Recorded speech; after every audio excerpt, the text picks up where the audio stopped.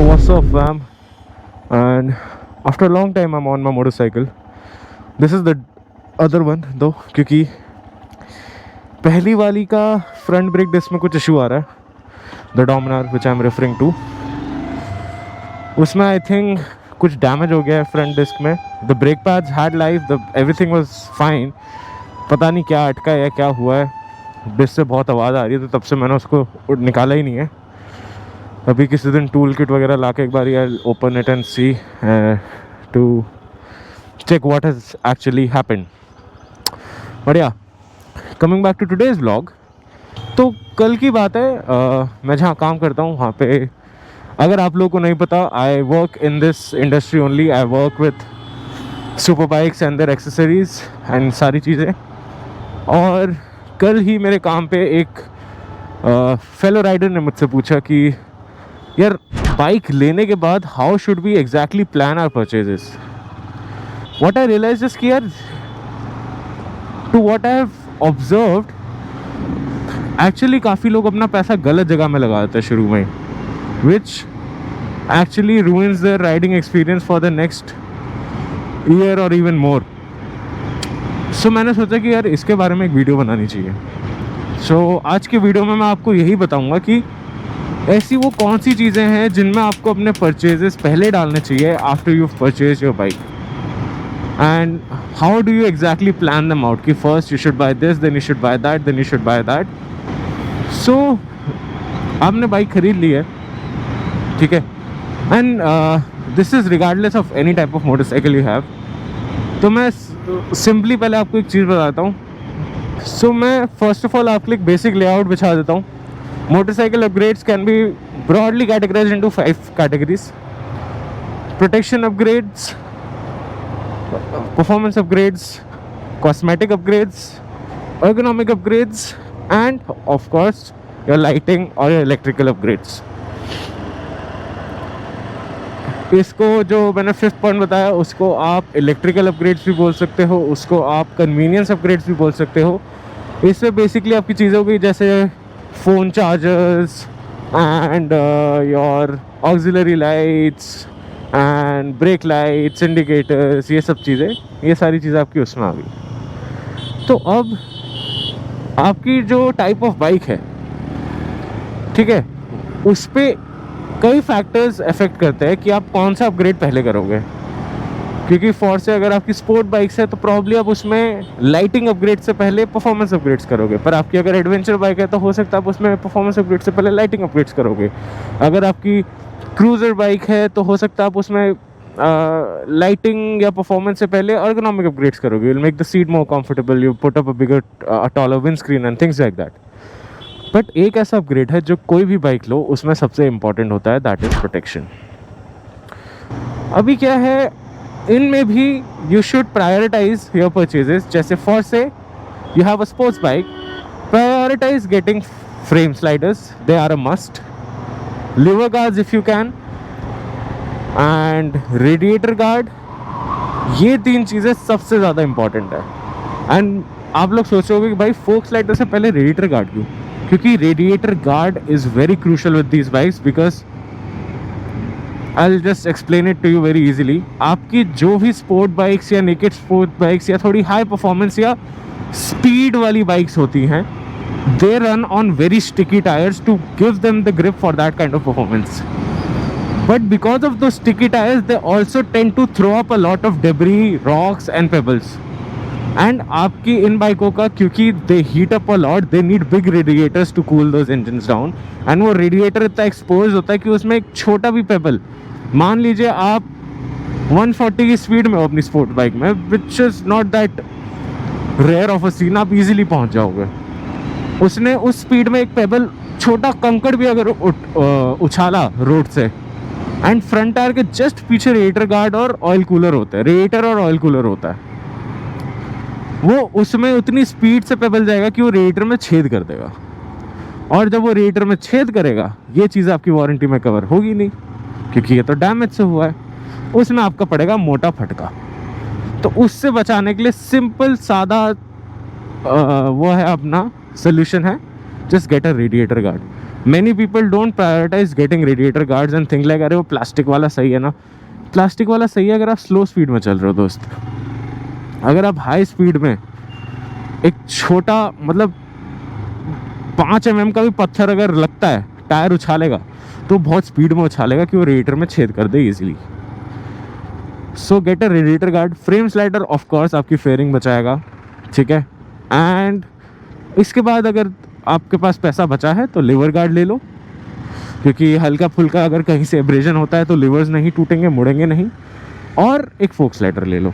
ये चीज़ें इंपॉर्टेंट है. तो ये एग्जांपल होगा आपकी स्पोर्ट बाइक का. बेसिक चीज़ ये है कि आप किसी भी किस्म की बाइक ले रहे हो, आपने बाइक ले ली है, खुद का प्रोटेक्शन लेने के बाद बाइक का प्रोटेक्शन लो. पहली चीज़, प्लीज़ प्लीज़ प्लीज़, आई से this I think in almost every of my motorcycle video, कि भाई please where riding gears. Promote करो इन चीज़ों को ट्रेंड में लाओ. ये अच्छी चीज़ है जो कि मैं देख रहा हूँ कि लोग एक्चुअली इन्वेस्ट कर रहे हैं राइडिंग गियर्स में, which is a very good thing. But अभी भी ऐसे लोग मुझे दिख रहे हैं, and not just beginner bikers, like बड़ी बड़ी बाइक चलाने वाले लोग टी शर्ट पैंट में बाइकें चला रहे इतनी हाई स्पीड्स में कि मतलब अगर वो कहीं खुदा ना खास्ता हल्के भी गिरे ना, पेंसिल की तरह चलेंगे. तो प्लीज़, ठीक है, ह्यूमन क्रेयॉन वाला वीडियो देखा है ना, डालूं वीडियो में डालूं, मूड खराब करूं सबका? नहीं डालता, चलो. So please emphasise on wearing proper riding gears, certified riding gears. I know हमारे देश ने काफ़ी चीज़ें बैन कर रखी हैं, काफ़ी हेलमेट्स बैन कर रखे हैं, काफ़ी बूट्स बैन कर रखे हैं, but still there are options which you can use. तो आप वो लो, ठीक है. अच्छी राइडिंग जैकेट लो, अच्छी राइडिंग पैंट या डेनिम ले लो अगर आपको पैंट नहीं चाहिए तो. I get your point. Gloves ले लो, हेलमेट लो अच्छा, एक EC certified helmet low, EC 22.06 certified helmet low. And boot ले लो एक अच्छा बूट, चाहे आप एक अर्बन बूट ले लो ताकि आप रोज़ पहन सको, या अगर आप कम बाइक चलाओगे, लंबा ही बाइक चलाओगे तो टूरिंग बूट ले लो, depending on you. After that आप अपने बाइक पे खर्चा करो, ठीक है. जो मैंने अभी आपको राइडिंग गियर्स बताई, ये तो आप चाहे बाइक खरीदने से पहले ले लो, बाइक के आने से पहले ले लो, कोई दिक्कत नहीं है. अब बाइक आ गई है तो सबसे पहले उसमें प्रोटेक्शन पार्ट्स लगवाओ. प्रोटेक्शन पार्ट्स के बाद depending on your motorcycle then go with your upgrades. For say if you have bought an adventure motorcycle then उसमें काफ़ी नेसेसरी चीज़ होगी, that would be your auxiliary lights. अब ऑक्सिलरी लाइट्स का basic meaning क्या होता है? They are a secondary pair of lights which you mount on your motorcycle, ताकि नाइट टाइम में आपकी विजिबिलिटी अच्छी हो जाए, आपको सड़क और आपका एनवायरनमेंट अच्छा दिखे. क्योंकि आजकल की आप कोई भी बाइक ले लो, चाहे रॉयल एनफील्ड हिमालयन लो या आप BMW 1300 GS लो, सबकी हेडलाइट घटिया निहायती बकवास हेडलाइट्स हैं, कुछ काम नहीं आती. वो खाली आपकी सिटी में चलने के लिए, जहाँ पे स्ट्रीट लाइट्स वगैरह अच्छी चलती हैं. हाईवे पे जाओगे, जैसी पिचडाक हाईवे पे या किसी पहाड़ चलेंगे तब तो रब रखा, पर अगर हाईवे पे चल रहे हो तो वो भी मतलब आपको कुछ नहीं दिखेगा उनकी हेडलाइट से. तो you need, it is a necessary need. मैं मतलब वांट वाली चीज़ भी नहीं कह रहा, ये नीड है. For adventure bike protection parts and auxiliary light need है, क्योंकि आप उस बाइक पे टूर करोगे ना यार. अगर आप कल को जाके एक स्पोर्ट्स बाइक पे भी टूर करोगे, आपको उसमें भी चाहिए होगी ऑक्सिलरी लाइट. उसके लिए आपको छोटी छोटी ऑक्सिलरी लाइट लगानी पड़ेगी, क्योंकि बड़ी वाली उस पर लगेंगी नहीं, बिकॉज स्पोर्ट बाइक्स की यूजुअली फेयरिंग्स बहुत टाइटली पैक्ड होती है, so they don't have mounting points for those bigger lights, और छोटी लाइट्स लग जाती हैं, तो वहाँ भी आपको चाहिए होगा. सो प्रोटेक्शन हो गया आपका, ऑक्सिलरी लाइट्स हो गई, बेसिक कन्वीनियंस वाले फीचर्स हो गए, चार्जर लगा लिया आपने, नेविगेशन स्क्रीन्स लगा ली, आजकल बहुत ट्रेंड में है. इसके बाद अब will go back to sports bikes. अब स्पोर्ट बाइक्स में क्या है, आपने प्रोटेक्शन के बाद मेजरली लोग ऑप्ट फॉर परफॉर्मेंस अपग्रेड्स. ना performance upgrades for all the bikes are the same. चीज़ें वही रहेंगी, air filters, exhaust, high performance brake lines and brake pumps, ECU remaps और piggyback ECUs. ये हर बाइक के लिए सेम होता है, चाहे वो 1300 GS हो, चाहे वो S1000 RR हो, चाहे वो Versys 1000 हो, चाहे वो ZX10R हो, कोई भी हो, सब के लिए सेम होता है. अब people usually opt this more on sports bike because they, वो एक यार मेंटल इमेज बन जाती है कि तेज़ बाइक को और तेज़ करो, कंफर्टेबल बाइक को और कंफर्टेबल करो, लॉन्ग टूरिंग बाइक को और टूरिंग कैपेबल बनाओ. तो आप मैन्युफैक्चरर ने जिस दिशा में उस बाइक को रखा, आप उसी दिशा में आगे ज़्यादा बढ़ते हो. तो परफॉर्मेंस अपग्रेड्स में opt for a good air filter, even before you buy an exhaust एक एयर फिल्टर ले लो। एयर फिल्टर एक बहुत अच्छी चीज़ है मोटरसाइकिल्स के लिए, and trust me on this, मैंने तो अपनी गाड़ी में भी लगा रखा है। बहुत बढ़िया चीज़ है, क्योंकि एयर फिल्टर्स जो होते हैं स्टॉक वाले, those are paper based air filters, वो आपको हर सर्विस में बदलने पड़ते हैं। एंड अगर आप एक इम्पोर्टेड या यूरोपियन मैन्युफैक्चरर की बाइक यूज़ करते हो तो प्रॉब्ली 3-4 सर्विस में आपका 10-12 हज़ार का खर्चा आ जाएगा for that air filter replacement. वहीं पे अगर आप एक aftermarket performance air filter use करते हो तो first of all these are lifetime air filters, तो you never have to change them. Secondly, they allow more air inside, तो your engine is breathing more. Thirdly, they also filter more. Cotton based होता है और aluminium mesh होता है, तो they even filter more, filter better, तो आपके engine की ओवरऑल लाइफ भी इंप्रूव हो जाती है। So why not just go for it. खर्चा भी बचा रहा है और इम्प्रूवमेंट भी दे रहा है, परफॉर्मेंस बेनिफिट भी दे रहा है, जस्ट गो फॉर दैट। गाड़ी भी है तो गाड़ी में भी लगा लो, कोई दिक्कत नहीं। अब उसके बाद आता है एग्जॉस्ट। अब भाई क्योंकि ये यूट्यूब वीडियो है, मैं सिंपली बोलूँगा एग्जॉस्ट आप तभी यूज़ करो अगर आप ट्रैक पे चल रहे हो, बाकी आपकी मर्जी है अगर आप सड़क पे भी यूज़ करना चाहते हो तो। It's not legal but you should not do it, but you will do it if you want to, right? मेरी कौन सुनता है? बट एनीवेज, एग्जॉस्ट और एयर फिल्टर का साथ लगना बहुत ज़रूरी है। आप चाहे एक एयर फिल्टर बिना एग्जॉस्ट के फिर भी यूज़ कर लो, पर एक एग्जॉस्ट बिना एयर फिल्टर के मत यूज़ करो, क्योंकि you are spending the bigger part of that expense. Air filter 10-12 हज़ार का आ जाएगा, एग्जॉस्ट 1 लाख का आएगा, 1.5 लाख का आएगा, 2 लाख का आएगा। तो जब आप उतने पैसे डाल रहे हो तो 10,000 और डाल लो, पर अगर आप 10,000 डाल रहे हो तो 1 लाख और डालना ज़रूरी नहीं है, if you know what I mean.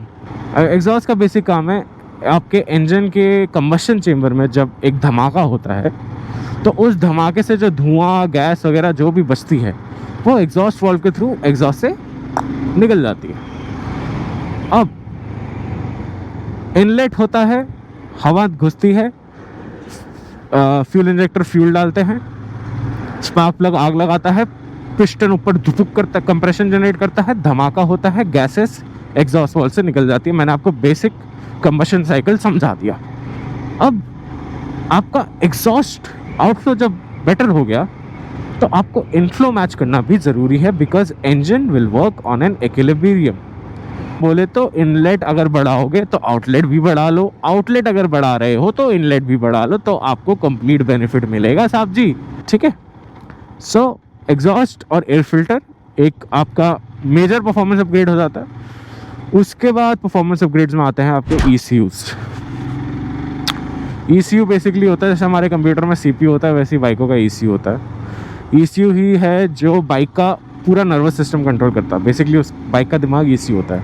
ECU he engine को बताता है कितना फ्यूल चाहिए तुम्हें, ठीक है, तुम्हें कितनी पावर जनरेट करनी है, कितने RPM में क्या करना है, वो सब ECU बताता है। और पिगीबैक ECUs जो होते हैं वो होते हैं आपके स्टैंडर्ड ECU के ऊपर लगते हैं एडिशनल मॉड्यूल्स, ठीक है, विद कोड्स इन देम। वो प्री कोडेड होते हैं, वो लगता है आपके एडिशनल, वो लगता है आपके स्टॉक ECU के साथ। अब उसके अलावा होते हैं ECU मैप्स और रिप्लेसमेंट ECUs। सो रिप्लेसमेंट ECUs का ऐसा क्या होता है मैं आपको बताता हूँ। रिप्लेसमेंट ECU जैसे नाम से आप समझ रहे हो, और basically ECUs which replace your stock ECUs, वो प्री कोडेड आते हैं, आपको मिल जाएंगे, and then you just have to plug them into your motorcycle. और तीसरा जो मोस्ट प्रेफर्ड वे होता है ECU अपग्रेड्स का, दैट इज़ ECU रीमैप्स या ECU फ्लैश, जिसमें बेसिकली आपकी जो स्टॉक ट्यूनिंग होती है बाइक की, उससे खिलवाड़ किया जाता है इन अ गुड वे, उसको छेड़ते हैं, एंड आपकी जो बाइक की फ्यूलिंग है, ओवरऑल पावर डिलीवरी है, वो बेटर कर देते हैं। सो जैसे आपकी ब्रेन ट्यूनिंग हो गई या कोड 6 हो गए, which basically code your ECU for better performance. So का परफॉर्मेंस हो गया। परफॉर्मेंस में अब आपके और भी जो चीज़ें होती हैं वो होते हैं, जैसे आपके टायर्स हो गए, फिर ब्रेक अपग्रेड्स हो गए, बिग ब्रेक किट्स हो गई, डिस्क इम्प्रूव कर लिया, कैलिपर इम्प्रूव कर लिया, ब्रेक लाइंस बेटर कर ली, हाइड्रोलिक ब्रेक्स लगा लिए जैसे रेसिंग बॉय या ब्रेम्बो। सो ये आपको सब आ गया परफॉर्मेंस में।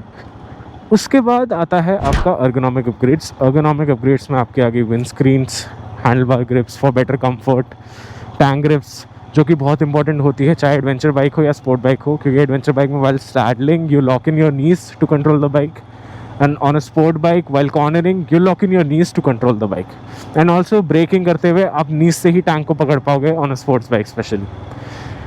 So ये सारी चीज़ें ergonomics में आ गई, including foot pegs and then handlebar risers, ये सारी चीज़ें. ergonomics के बाद लास्ट में जो मैं मानता हूँ that is cosmetic upgrades. Wraps, paints, decals, ये सारी चीज़ें कॉस्मेटिक अपग्रेड्स होती हैं जिनको मैं सबसे कम इम्पॉर्टेंट मानता हूँ. So yeah, all of these things are what actually I would suggest any new buyer to put their upgrades in order for.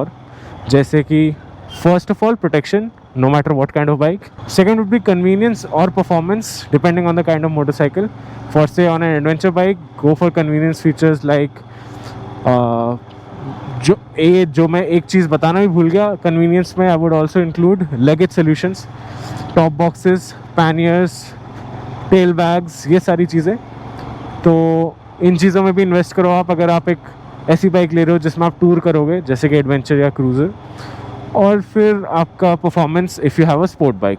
And then ergonomical upgrades, wind screens, tank grips, foot pegs, risers, ये सारी चीज़ें आपकी ergonomical upgrades होगी. And then lastly your cosmetic upgrades. And this would be the order that I would suggest anyone to plan their upgrades in after buying their first motorcycle, after buying their new motorcycle. तो अगर आपको video अच्छा लगा हो then do leave a like guys, because that is how I know कि जो मैं content बना रहा हूँ, जिसके लिए मैं मेहनत कर रहा हूँ, उनको एटलीस्ट ये वीडियो अच्छा लग रहा है. और हाँ, मैं अपने ऑफिस पहुँच चुका हूँ बट मैं एक्स्ट्रा 5 मिनट का डी राउट मार रहा हूँ क्योंकि मैंने जब पहले GoPro ऑन किया था, टर्न्ड आउट दैट GoPro और माइक कनेक्ट नहीं हुए थे, which is a big L for me, but no worries, 5 minute late हो जाऊँगा आप लोगों के लिए. बट एनीवेज, अगर आपको वीडियो अच्छा लगा हो then do leave a like and share it with your friends as much as possible, ताकि specially with your rider friends, ताकि उनका पैसा वेस्ट ना हो और वो भी अपने पैसे को वाइजली इन्वेस्ट कर पाए, स्पेंड कर पाए while enjoying the whole journey. And मेरे चैनल को सपोर्ट करने के लिए you know what to do, you have to press that subscribe button, because वो फ्री ऑफ कॉस्ट है, ठीक है, उसमें आपका कुछ नहीं जाएगा, बट मुझे बहुत मोटिवेशन मिलती है एंड मेरे लिए वो बहुत इंपॉर्टेंट है, because that is my number 1 motivating factor for making such things for you. And also यार, आई वॉन्ट कि आप मेरे साथ मेरी इस जर्नी में जुड़े, मोटर राकेश की इस जर्नी में जुड़े, ताकि हम सब मिल के इस जर्नी को एंजॉय करें. एंड आप लोगों का सपोर्ट तो मुझे चाहिए ही चाहिए. सो अब मैं आपसे मिलूंगा अगले व्लॉग में. Till then it's your host motor Rakesh signing off. Bye bye.